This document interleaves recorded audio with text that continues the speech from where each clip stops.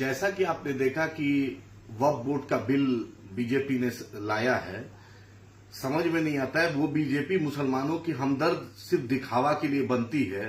उसके ट्रैप में नीतीश भी आ जाते हैं, नायडू भी आ जाते हैं, चिराग जी भी आ जाते हैं, मांझी जी भी आ जाते हैं।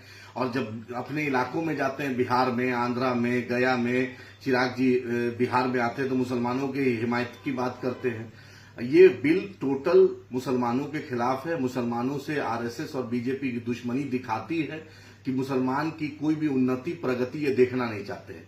वक्फ बोर्ड एक कॉन्स्टिट्यूशनल स्टेटस है, आजादी के बाद से चल रहा था। हमारे बाप दादा ने, हमारे पूर्वजों ने ये जमीन दान की थी। एक सबका एक मकसद होता है, कोई ईदगाह के लिए, कोई मस्जिद के लिए, कोई मदरसा के लिए, कोई अनाथालय के लिए देता है ताकि उनका उत्थान हो।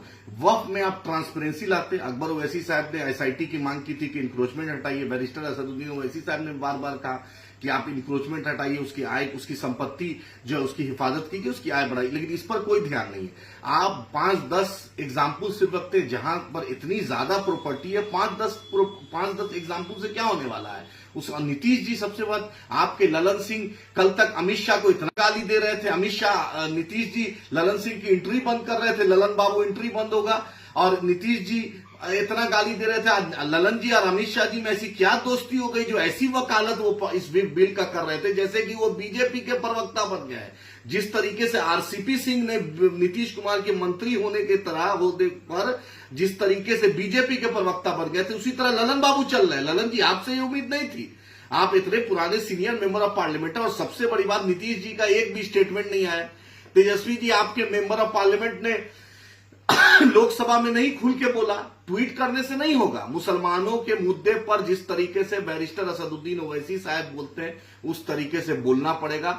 हम वक्फ बोर्ड की लड़ाई लड़ेंगे, और नीतीश कुमार जी के जितने जो हैं, जो जुड़े हुए एमएलए, जो x MP, ex MLA, ex minister जो मुसलमानों के इलाके में जाते हैं टोपी पहन के, गमछा पहन के, उससे मैं पूछना चाहता हूं आप किस मुंह से जाइएगा? जो बीजेपी इतना विरोध आरएसएस वक्फ की संपत्ति को हड़पना चाहती है, नीतीश कुमार उसके लिए वकालत कर रहे हैं, ललन बाबू वकालत कर रहे हैं। बिहार की जनता असेंबली इलेक्शन आने वाला, इसका जवाब मांगेगी, बाई इलेक्शन में भी मांगेगी और असेंबली इलेक्शन में मांगेंगे। नीतीश जी, हम ये दोहरा चरित्र आपका नहीं चाहेंगे। जो भी स्टैंड है आपको स्टैंड क्लियर करना पड़ेगा, और मुसलमानों के साथ नाइंसाफी हुई तो एमआईएम मजबूती से लड़ेगी, पूरे देश में लड़ेगी। हमारे लीडर बैरिस्टर असदुद्दीन ओवैसी साहब, अख्तर उल इमान साहब, अकबर ओवैसी साहब, इम्तियाज जलील साहब, वारिस पठान साहब, हम लोग लड़ेंगे और अपना हक लेंगे इंशाअल्लाह ताला।